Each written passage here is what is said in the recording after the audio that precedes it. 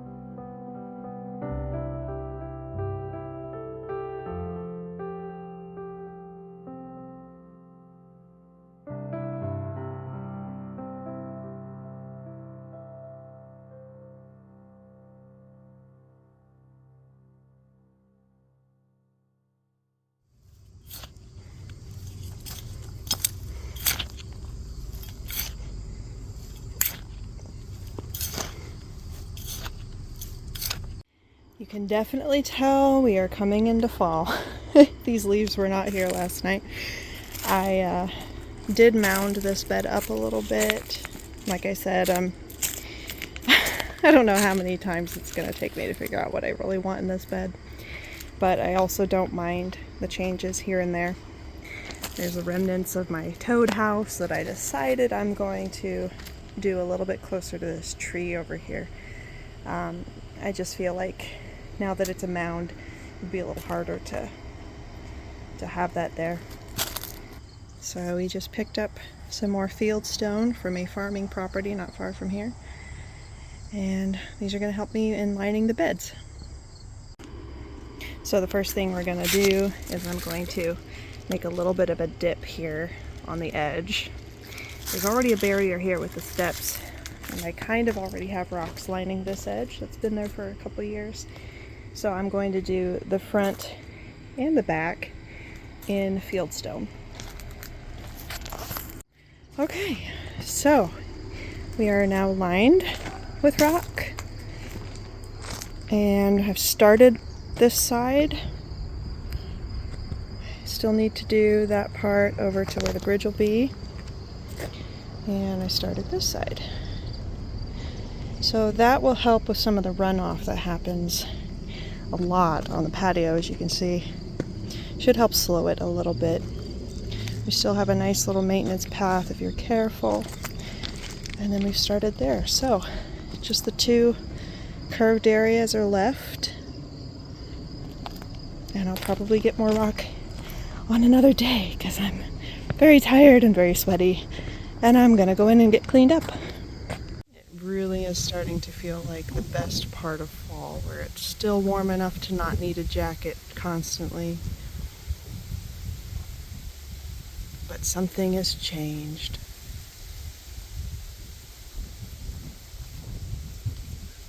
I can start thinking about pumpkins and pie.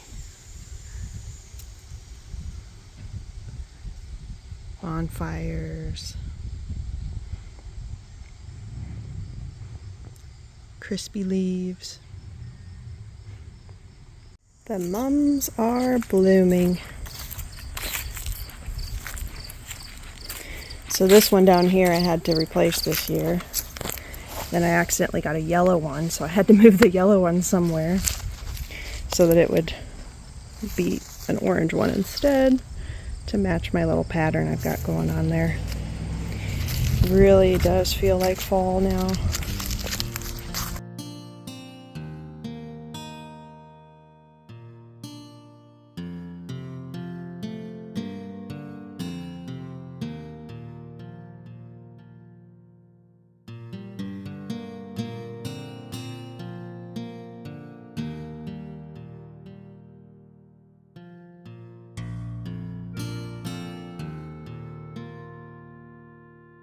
It is the next day after gluing and staining this bridge. We are about to trim the pieces down. The first type of stain that we got, I knew was going to be too light, so we took it back and we got what I thought would be good. And then it wasn't anything like the swatch on the can. It was way too orangey. It kind of looked like golden oak cabinets, and I was really wanting more of a red color because it matches my sister's raised beds and arbor. So thankfully, to save some time, she allowed me to use some of her very nice expensive stain. So not only does it match, it matches perfectly.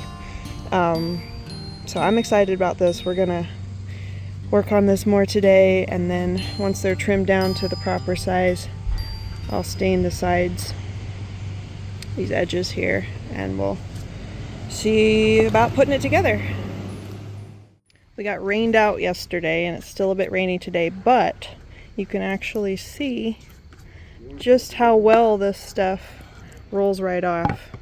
The stain is amazing.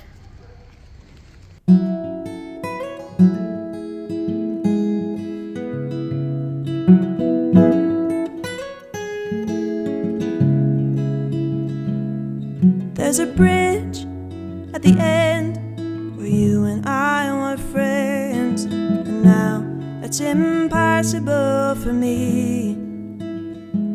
All this time I've been calling from the back of the room, and I refuse to keep on going unseen.